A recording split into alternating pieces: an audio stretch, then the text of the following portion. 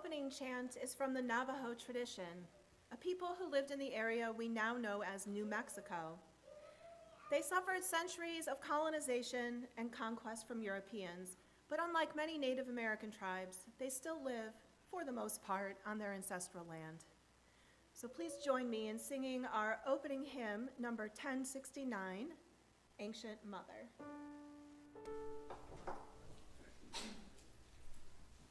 Ancient Mother, I hear you calling. Ancient Mother, I hear your song. Ancient Mother, I feel your laughter. Ancient Mother, I taste your tears. Ancient Mother,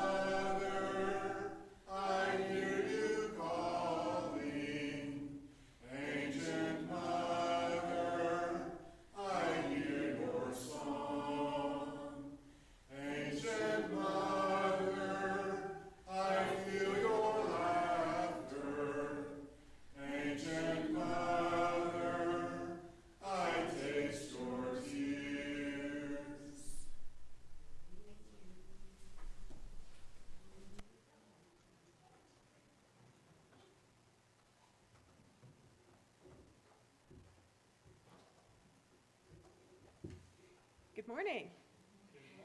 My name is Helen Dingus, and I serve this congregation as the office administrator. I use the pronouns she and her. I'm Heather Norby, the spiritual life director for this congregation. I use the pronouns she and her. Our opening words were written by the Reverend Karen G. Johnston, and they are entitled, "Let Us Be a People of Not Forgetting." As we gather this morning, let us be a people of not forgetting. Let us practice holding collective memories that might otherwise slip into that enormous void that sucks at and corrodes any future we hold dear. Let us practice honoring truth-telling up from the past that must come fully into the now, lest we falter and fail, lest the whole remain in pieces. Let not our need for comfort or simplicity, for easy forgiveness or false pardon, smother the heartbreak that still needs healing. Let us practice resilience with reckoning. Let us marry memory and promise. Let us dance in the tension we find there. Let us rest in the integrity we cultivate there. Let us be partners with the possibility that emerges there. It is good we gather together.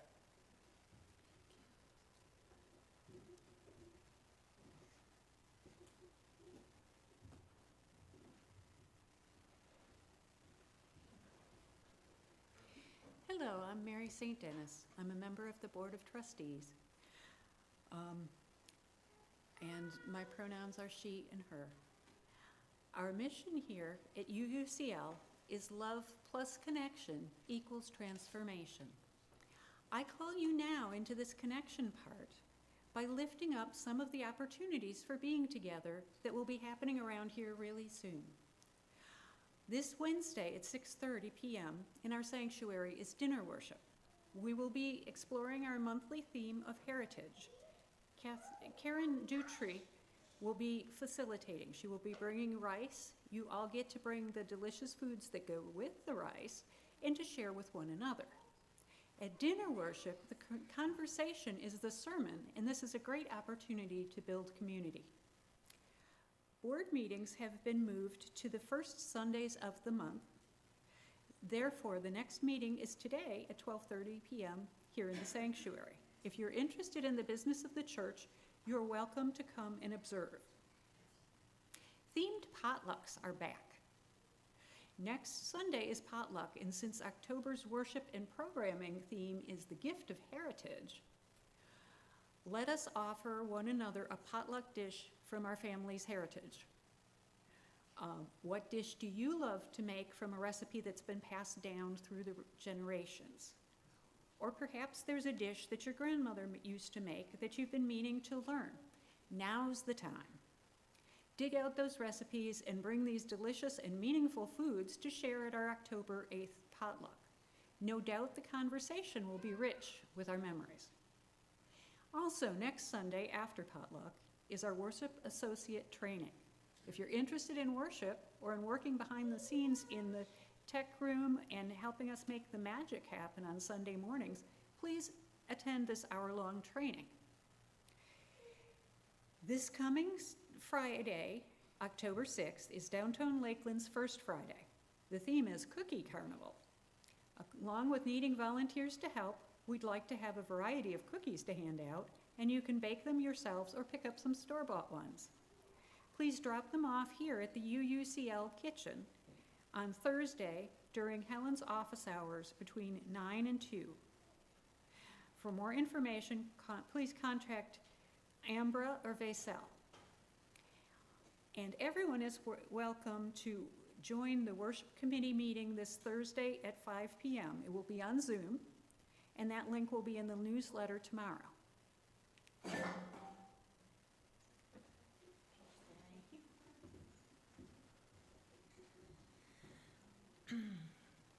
So our mission statement also guides our activities here, or it guides our activities here with one another, but it also guides how we engage with the world outside of our walls. Our social justice program is about connection, making connections with organizations in the community that share our values and seek to bring hope, love, peace, and justice to the community at large. This Saturday is finally here, the Red 10 Initiative 5K. It starts at 8 a.m. If you haven't signed up yet, it's not too late. You can still sign up, or you can come out and help me at 6:30 a.m. at Anchor Park to set up, and we've been asked to get some oranges, bananas, cereal, bars, and water. So if you would like to help me with that because you love to get up first thing in the morning and I do not, then please let me know. But anyway, it's a fundraiser for Red 10 Initiative that helps people get out of domestic violence situations. And the tickets are now on sale for Mama and Friends Halloween show, which is next Sunday, October 8th at 2 p.m. at Artifact Studios. You will have time to come here, go to the potluck, do the worship associate training, and then go to Mama show. It'll be a busy day. They are raising money for campouts. So come dressed in your favorite family-friendly Halloween costume. The show is safe for all ages. On October 17th, that's a Tuesday night, you might see these flyers around, we are going to be hosting with the League of Women Voters a movie called Plan C. And this is a fundraiser for Floridians protecting freedom and abortion rights. So it's $20 for a ticket. I think if you go to the website, you can buy a ticket, and then the movie will be at 6 o'clock p.m. on that Tuesday, October 17th. So let me know if you have any more questions, and I will, of course, put this in the newsletter and on our Facebook page. Also, mark your calendars. November 26th, that is the Sunday after Thanksgiving. There's going to be an interfaith Thanksgiving worship service here in our sanctuary. I've been working with other faith leaders in the area, and we are building a coalition called the Interfaith Coalition of Polk County, and we want to start off by doing a Thanksgiving worship service. So that's November 26th here in our sanctuary at 6 p.m. I think it will be great. Been working with other progressive Christian ministers, with the rabbi from Temple Emmanuel, with the Buddhist group. We've got a really great group of people, and we're happy to be able to finally do this. Yeah, I know. I'm so excited. And you might notice I started hanging watercolors on the wall over there. Those are watercolors from our creativity workshop that we had last week. It was a wonderful time, and so I just wanted to put everybody's work up because I thought that they just did such a great job, and we really enjoyed each other's company and the process of welcoming in autumn by exploring color. So be sure to check those out. I'm not done putting them all up yet, but they'll get there. All of this and much more is in our e-newsletter that is published every Monday and posted on our hallway bulletin board. If you are new, you are welcome to sign up on the sheet in the hallway or put your email in the chat feature if you're online to request to receive it so you can get connected to this caring community.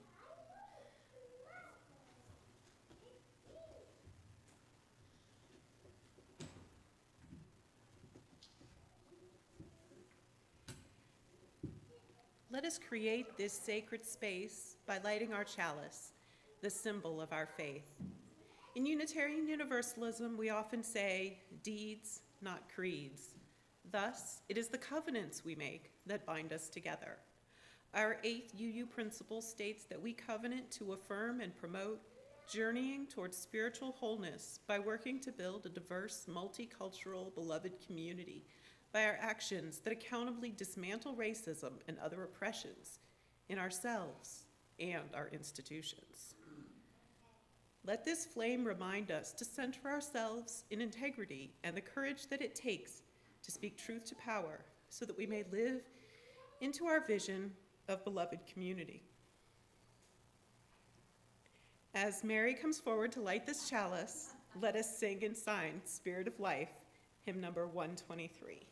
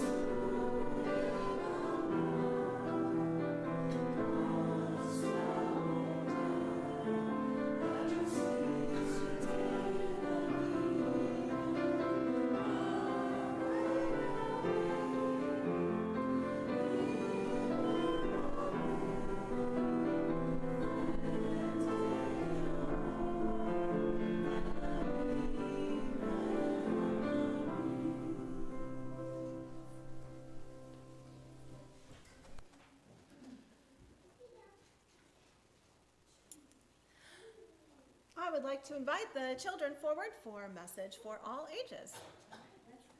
Come on up.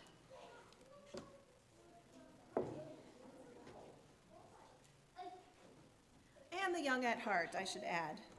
As I see my young at heart friends coming up. Yeah, you can come on up over here. I'm going to see. Yeah. Hi.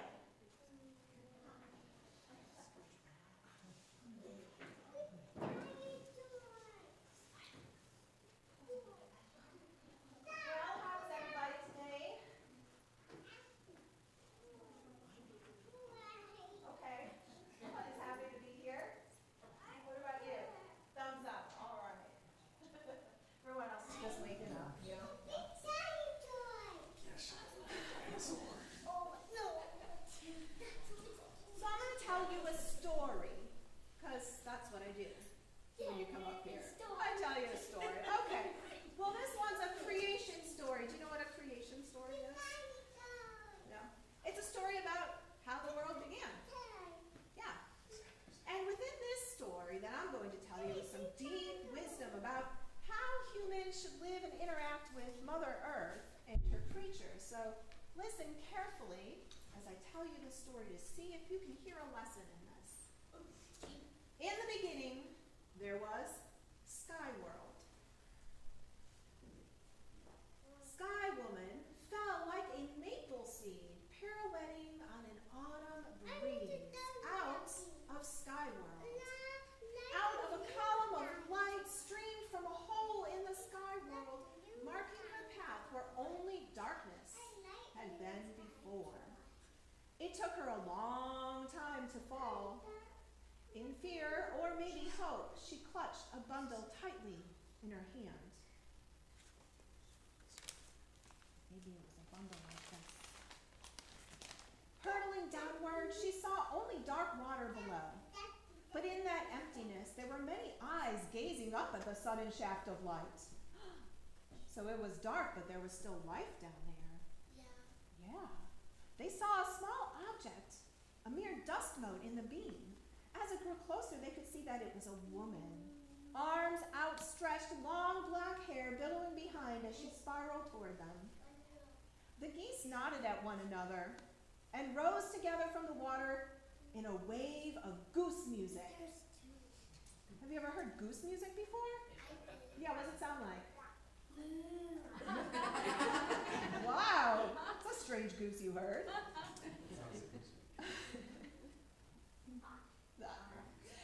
She felt the beat of their wings as they flew beneath to break her fall. Far from the only home she'd ever known, she caught her breath at the warm embrace of soft feathers as they gently carried her downward. And so it began. The geese could not hold the woman above the water for much longer, so they called a council to decide what to do. Resting on their wings, she saw them all gather: loons, otters, swans, beavers, and fish of all kinds. A great turtle floated in their midst and offered his back for her to rest upon. Gratefully, she stepped from the goose wings onto the dome of his shell. The others understood that she needed land for her home and discussed how they might serve her need. The deep rivers among them had heard of mud at the bottom of the water and agreed to go find some of the deep divers. Loon dove first, but the distance was too far, and after a long while he surfaced with nothing to show for his efforts. One by one, the other animals offered to help: otter, beaver, sturgeon, but the depth, the darkness, and the pressures were too great for even the strongest of swimmers. They returned gasping for air with their heads ringing. Some, sadly, did not return at all. Soon, only little Muskrat was left, the weakest diver of all. He volunteered to go while the others looked on doubtfully. His small legs flailed as he worked his way downward, and he was gone a very long time.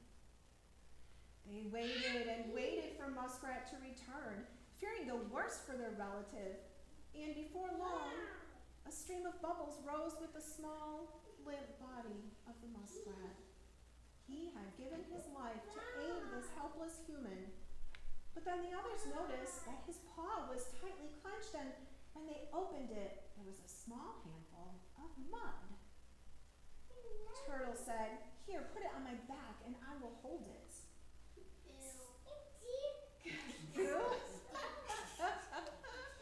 Turtle's gonna put the mud on his back, and what's gonna happen then?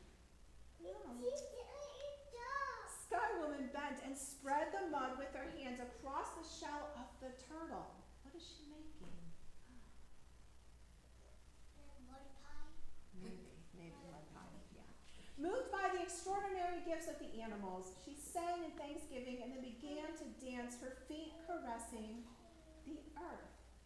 Oh, she created the earth on the turtle's back. Have you ever heard of Turtle Island before? I did. You did? Well, it's a name that some Native American tribes use to describe the continent that we live on.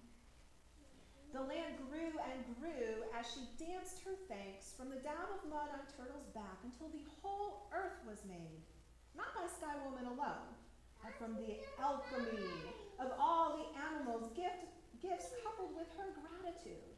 So they all worked together, and they were thankful, and the land grew. So together they formed what we know today as Turtle Island, our home. And like any good guest, Sky Woman had not come empty-handed. The bundle was still clutched in her hand. When she toppled from the hole in the sky world, she had reached out to grab onto the tree of life that grew there. In her grasp were branches, fruits, and seeds of all kinds of plants. These she scattered onto the new ground and carefully tended each one until the world turned from brown to green. Sunlight streamed through the hole from the sky world, allowing the seeds to flourish. Wild grasses, flowers, trees, and medicine spread everywhere. And now that the animals too had plenty to eat, many came to live with her on Turtle Island. Oh. Was there, that story, by the way, that was the version written by Robin Wall Kimmerer in her book, Braiding Sweetgrass. And she is, I forgot to read that beginning. She's a member of the Citizen Potawatomi Nation. Yay! Yay. Okay, so what do I have here in my bundle? I know. You know? Berries. There's some berries in there, yeah. Well, this is a gift from Sky Woman, right? When she came down, she brought a gift, right? The animals helped her, and she helped them, and they grew the earth together. They worked together. Isn't that nice? So this is called wild coffee. And I actually got these from, I got some bushes from our member, Jane Eskenazi, and I planted them in my yard a few years ago. And now I have these beautiful berries that grow on them. They're really big. And these are native to Florida. Yeah. And so they grow really well here. I really haven't even had to, I don't have much of a green thumb, and they're doing great. But I wanted to share them with you.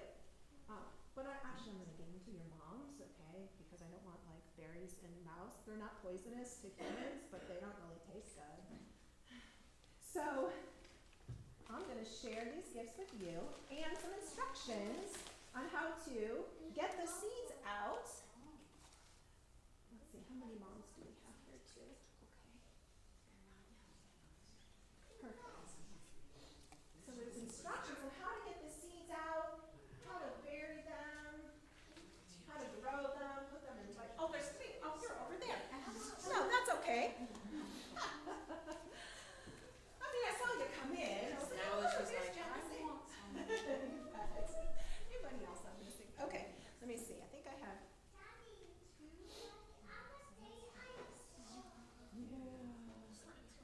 That's not young. Yeah, this is called wild coffee, but this is not actually what we make coffee from, okay? But these are really good for pollinators and for animals, birds, maybe squirrels, right? So let me just. Why don't I give you all? How about this? Oh my God. You want to? Let's give them to your moms because I don't want you like testing them out, okay? There we go. The way we go. There you go.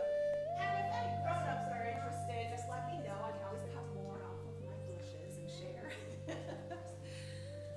All right. Well, thank you all. Enjoy your seeds. Enjoy growing some wild coffee, and go on out with Melissa and have a good time. You've been ready. Let's grab our cushions and go. Your mom will take good care of those berries, I am sure.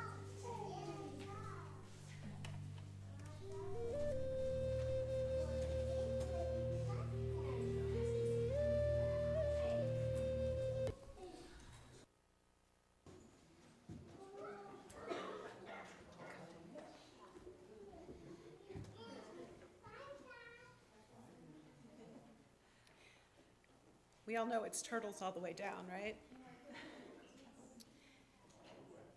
We are the keepers of a dream to build and grow a Unitarian Universalist congregation here in Lakeland, tucked back in this friendly neighborhood next to the tall pines. We are those that were dreamt of, and we are the dreamers. We keep this vision alive by contributing our time, talent, and treasure.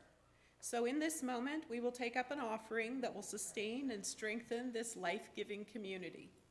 The ushers will pass the plates.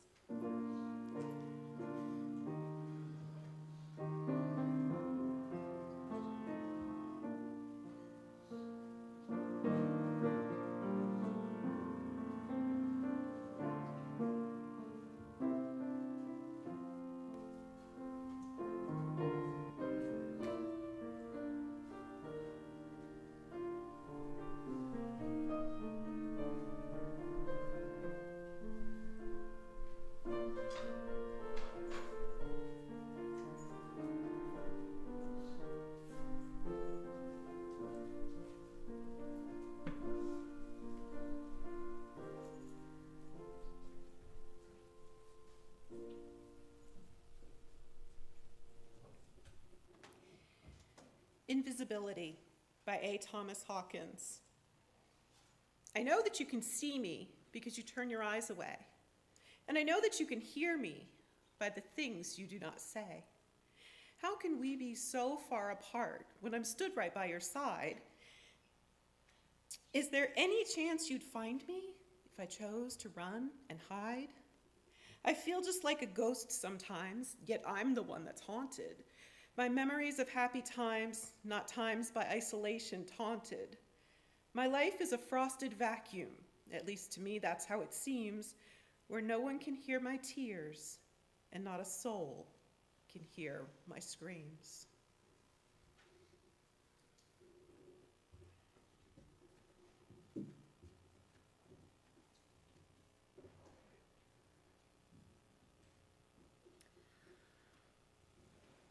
Dear Unitarian Universalists, it can be painful to be invisible.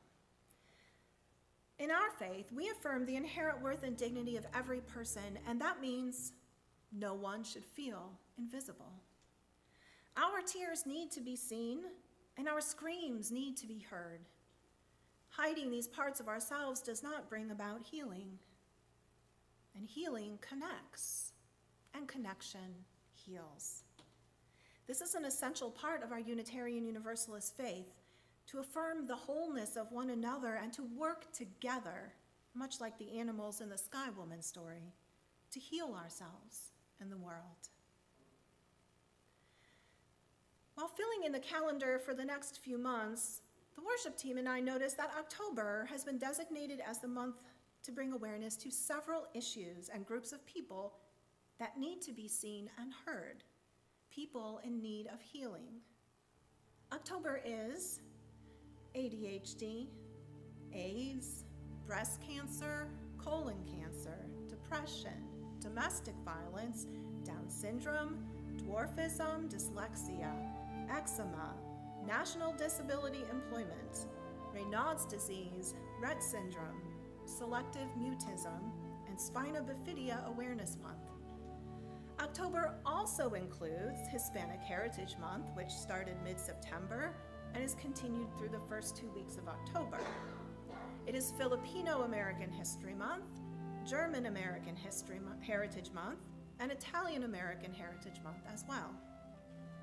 It is LGBTQ+ History Month, National Book Month, and National Bullying Prevention Month. Additionally, it is World Animal Month, World Habitat Awareness Month, and perhaps just to lighten the load a bit, it is also Squirrel Awareness Month. But then again, most people perceive squirrels as a nuisance, and this month is about appreciating the vital role they play for plant communities and forest regeneration, and thus to the ecological systems that support us. Our world would look completely different without squirrels. They too need to be seen and appreciated. To be sure, every month is full of important awareness, history, and heritage holidays. It just seems like October is a bit heavy.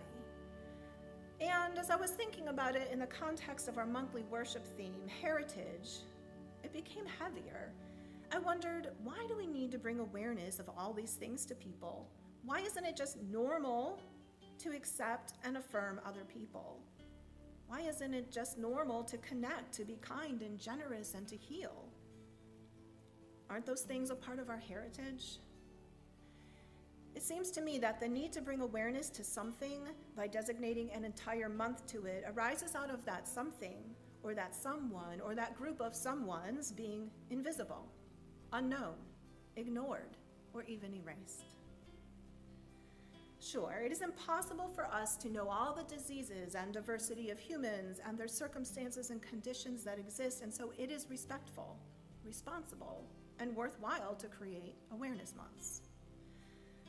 But as in all things, there is a complexity to this because penetrating our culture is a concept of normalcy, of what a human being should be like, of beauty standards and expectations around language and behavior and intelligence and finances, etc.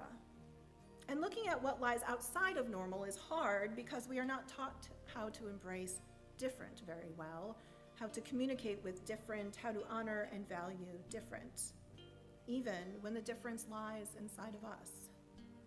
We are taught to ignore it, to turn our eyes away, render that which we don't understand invisible. These ways of being are too much a part of our heritage. But Unitarian Universalists have been working against harmful cultural norms for many years. That is a strength of our religious heritage. We are taught not to ignore suffering, not to turn our eyes away from what is difficult, and to not shame ourselves for, but rather to embrace those parts of us that aren't normal. We offer a radical welcoming that works to heal us and bring us closer to spiritual wholeness. And so it is that we come into this sanctuary, the spiritual home of our local heritage, with many threads of joys and sorrows from our varied lives. Sometimes our sorrows come from feeling invisible, and sometimes our joys come from feeling seen and connected.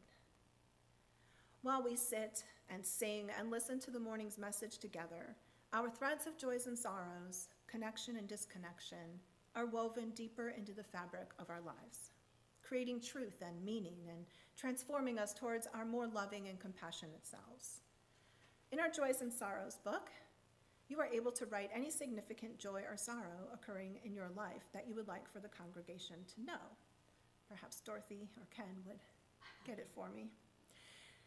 It sits on the table at the entrance of the sanctuary before the service, and I read from it before we take the time to participate in our weekly ritual of placing pebbles in the bowl.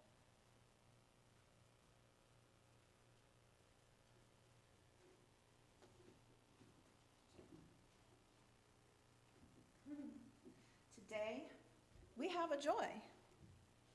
It just says, I'm so happy to be here. I love that. Thank you. You are all now invited to come forward and place a stone representing your joys, concerns, and sorrows into the sand that represents the infinite universe.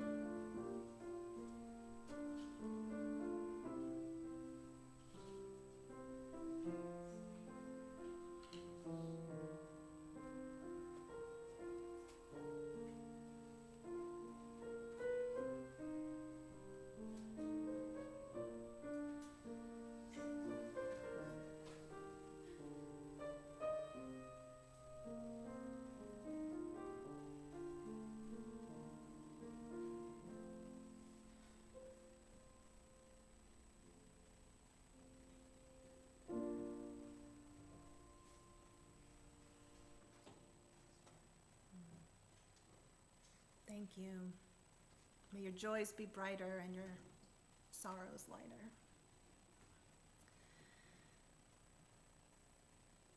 I have a story of a time when I felt invisible. I had the great fortune of being able to take a woodshop class in middle school. In that class, I learned how to use a jigsaw, which was really fun for a middle schooler. I learned how to sand and stain and finish my wood designs, and I was encouraged to create from my own imagination. For my final project, I wanted to make something for my sister. So I decided to make her a pig mirror, a cutout shape of the profile of a whole pig with an opening in the middle for a mirror. I have no recollection of why I chose a pig. It was not ill-intended, despite what she might say. It was the 80s. Pigs were in, right? We're going to go with that story. Anyway, my woodshop teacher told me that my idea was an original idea, and he hadn't had anyone request to make a mirror before, let alone in the shape of a pig. Well, I was excited by that. It felt good to be original and noticed by my teacher. So after my woodshop class, I shared my good news with my friend Hannah. I told Hannah my idea and that the teacher said it was an original idea, and I told her how excited I was to make it. Well, it just so happened that Hannah had a woodshop class too, just at a different period of the day after mine. And so she went to woodshop class, and when the teacher asked her what she wanted to make for her final project, do you know what she said? That's right, a pig mirror. She told me the next day, and I was like, oh, Hannah likes my idea. All right, that's cool, sure. We're both gonna make pig mirrors. Why not? I mean, maybe she likes pigs. She could have picked any other shape for a mirror, but okay. Well, the days went by, and we worked on our projects. I was so proud of mine. I did a particularly good job cutting it out, smoothing the contours of its shape to perfection, giving it a nice stain, and learning how to attach a mirror to it. I felt good about my original product. Soon, it was the end of the semester and time for Parents' Night, a night that they could come and visit classrooms and teachers and see the work that had been done. The woodshop teacher was allowed a small display in the hallway outside of the auditorium, so he was able to put up some of the students' work. So when it was time, I excitedly walked over to that display with my parents to meet the teacher and hear what he had to say about woodshop class that semester. And guess what was hanging in that display case? A pig mirror, but it wasn't mine. It was Hannah's pig mirror, and I knew this because of its uneven lines around its contour and what I thought was some sloppy workmanship. She tried. And then, do you know what my teacher told the group of parents and students, including Hannah, that stood in the hallway? He told us that Hannah had this original idea to make a pig mirror. My heart sank. Tears started to swell in my eyes, and I tried to hide them. I was devastated. I felt betrayed by Hannah, who I thought was my friend, and I felt invisible to my teacher, who was, up until that point, one of my favorites. How could he forget me? How could he confuse us? I mean, besides the point that we were both blonde girls whose names started with an H, she was much taller than I was. I didn't say anything to Hannah or to my teacher. I was a very shy child. So I just held the sadness of feeling invisible inside and tried to be grateful that my sister did hang the mirror on her wall, and she actually kept it there for quite some time. I don't think Hannah hurt me on purpose. I don't particularly remember her being mean or vindictive in any way, but I'm sure she enjoyed the temporary middle school notoriety, even if it was at my expense. Maybe she didn't realize that I was hurt by her not speaking up and saying, oh, actually, it was Heather's idea. She thought of it first. Maybe she didn't know that perhaps that would have been the kind and thoughtful thing to do for a friend, or just for any other human being, really. I don't really know why Hannah took all the credit for having an original idea that actually wasn't hers. But you know, I don't think my story is particularly unique, is it? Seems like this thing happens a lot in this world.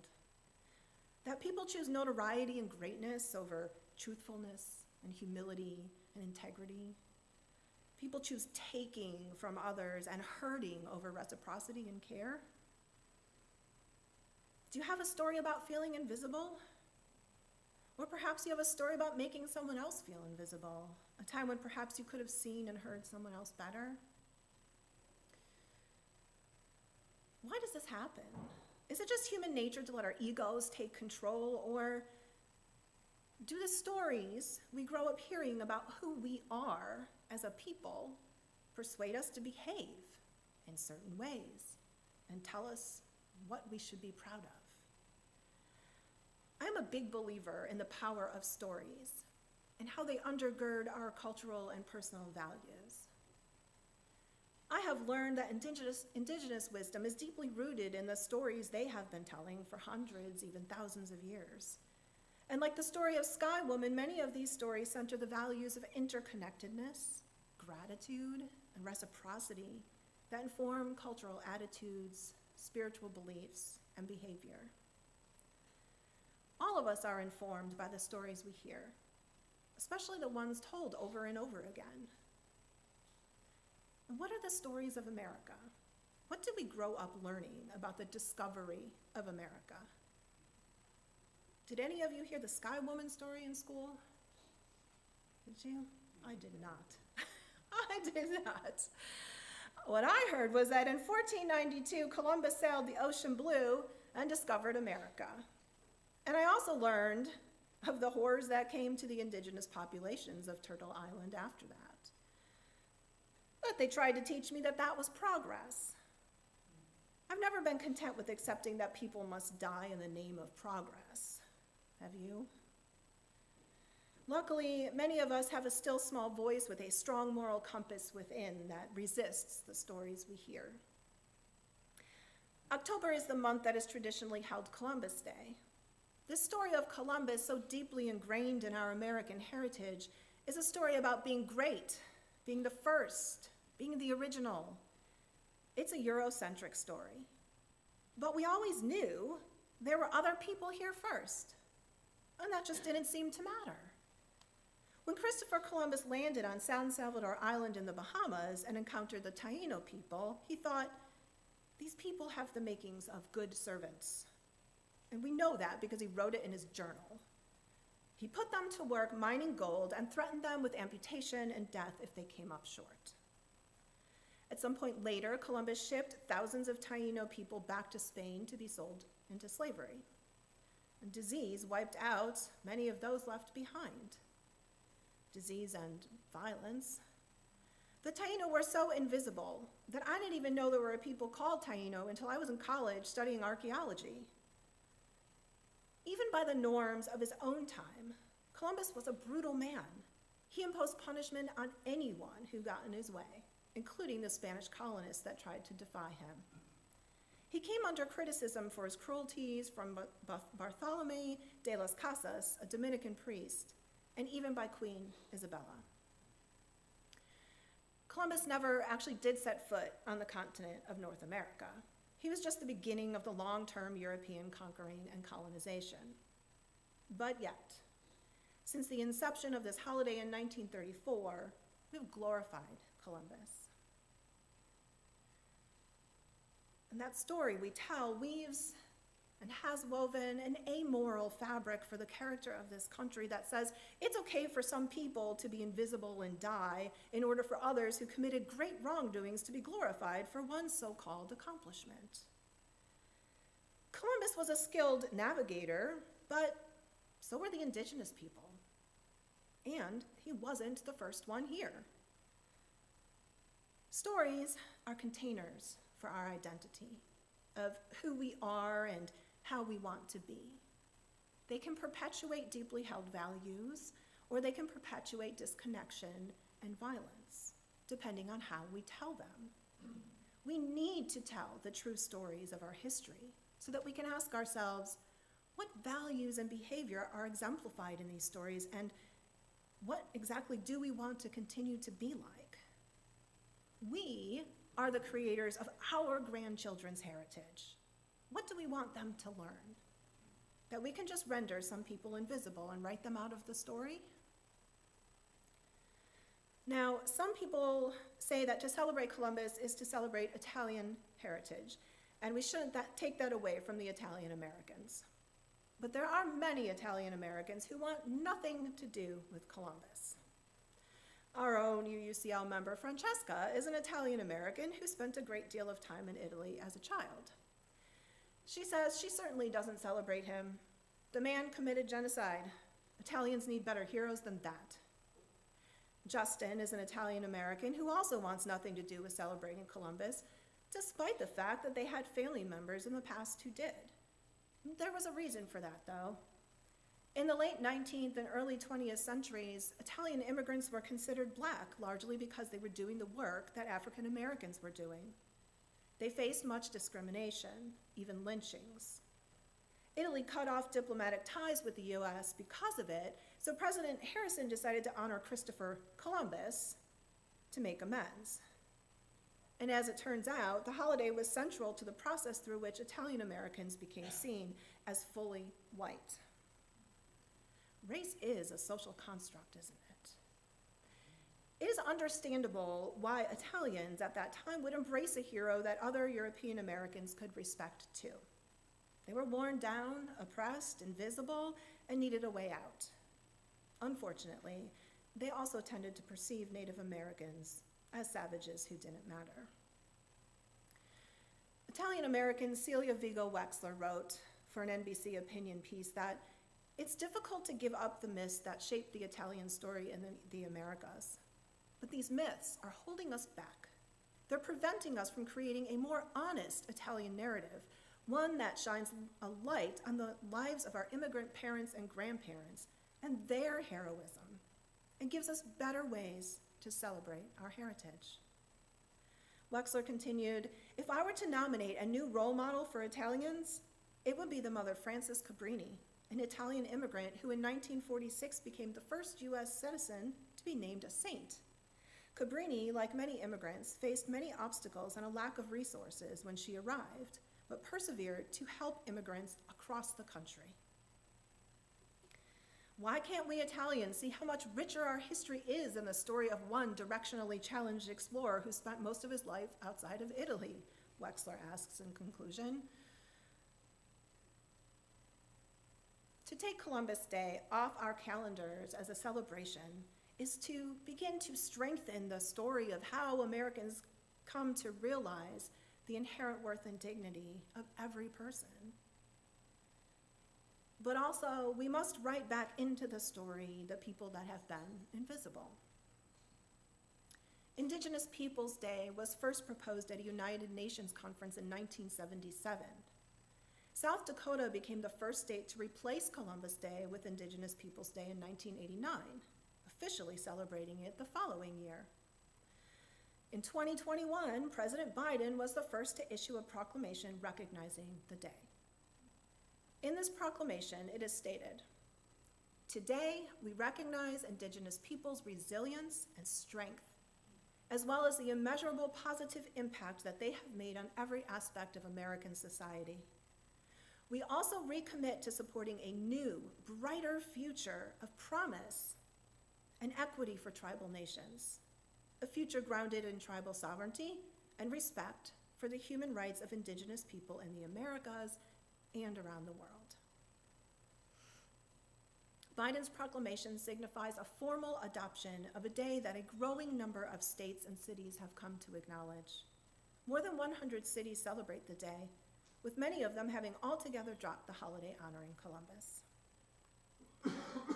When we bring visibility to a group of people that have long been ignored, we are finally changing the story, and thus the container for our American values.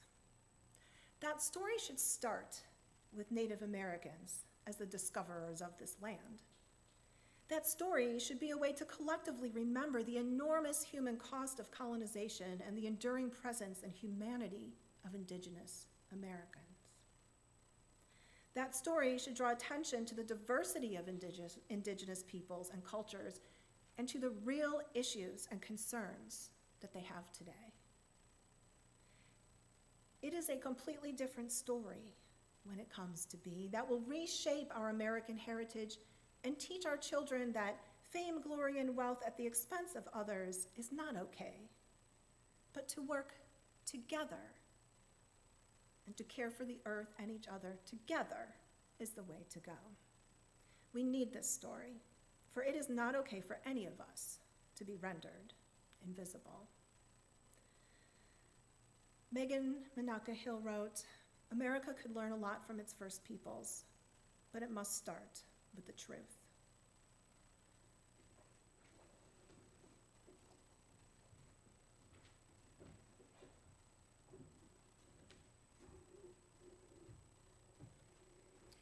Invisible Indian by Shelby Lisk.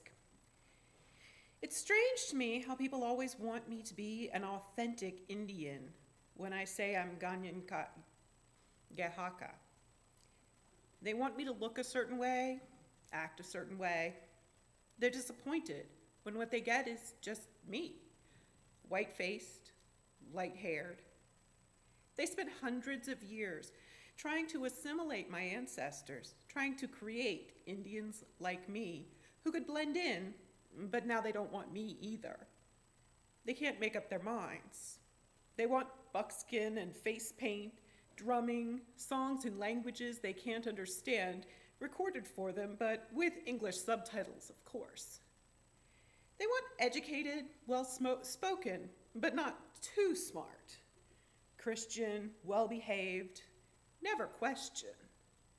They want to learn the history of the people, but not the ones that are here now, waving signs in their faces, asking them for clean drinking water, asking them why their women are going missing, asking them why their land is being ruined. They want fantastical stories of Indians that used to roam this land. They want my culture behind glass in a museum, but they don't want me. I'm not Indian enough. They say I'm fake, but they don't realize that every time I have to write and speak to them in English, the language of the colonizer, I am painfully aware of what I've lost. So I sneak around quietly, gathering pieces, beads here, a word there, a dance, a song, until I'm strong enough to stand tall and tell them who I am. They tried to make Indians like me, who could blend in. My great-grandmother moved her children out of their community into the big city of Toronto to hide in plain sight. Keep it. Hush. Hush. I will break the silence. I am clinging to every piece of my mom, my grandma, my great-grandma that I have. I am clinging to any bit of tradition that found its way through the cracks, like a plant growing toward the light. I have always been in love with these small pieces of resistance. My great-grandmother told my dad to bury my umbilical cord in the dirt behind my home. Now a tree grows from that piece of me. I am connected. When my aunties gather around tea, I will absorb every story they tell. I will stare at photos of my Dora until they speak to me.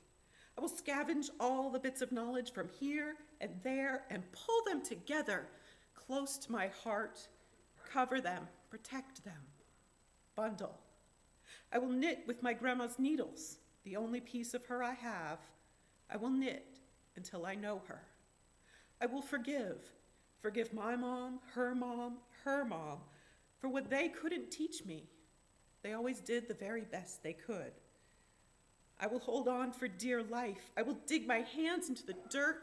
I will let them drag and pull on me until the earth is embedded under my fingernails.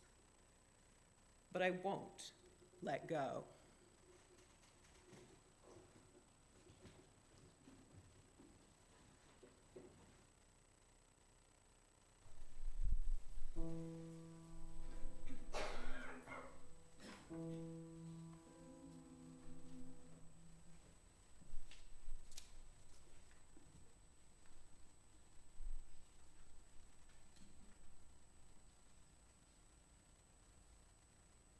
My life goes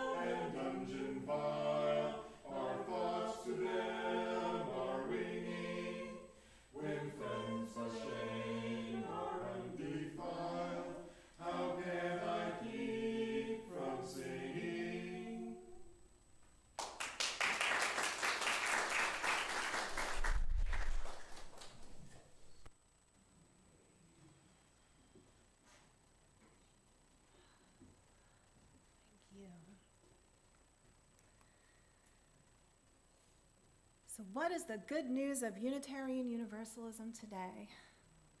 The good news is that we can hear that real but far-off hymn that hails a new creation. We are a people with a prophetic vision of a better world. That is our religious heritage. While not always perfect, we have always strived to bring equity and justice into the world. In our congregations, all of us are welcomed and affirmed in our wholeness. We covenant to affirm and promote a free and responsible search for truth and meaning, and that means learning from one another, rendering no one invisible.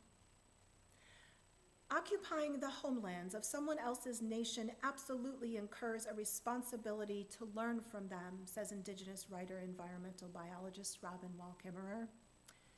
And the good news of Unitarian Universalism is that we are ready to learn. Let us learn, and let us shape new stories so we can leave a legacy of love and justice. Take the upcoming holiday, October 9th, as Indigenous Peoples' Day, and learn about the people whose heritage has been thousands of years in the making on this land that we are fortunate enough to call home to. Thank you.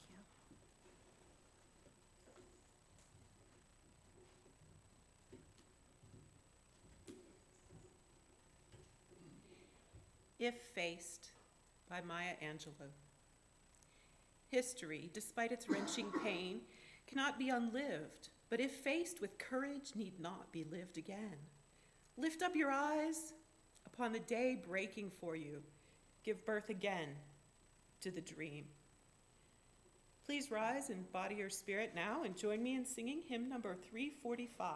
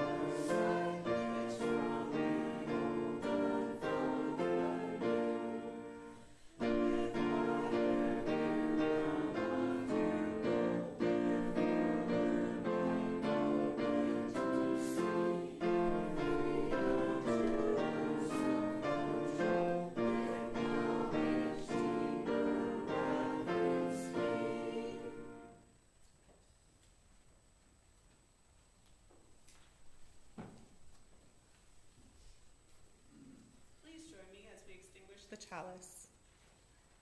As we return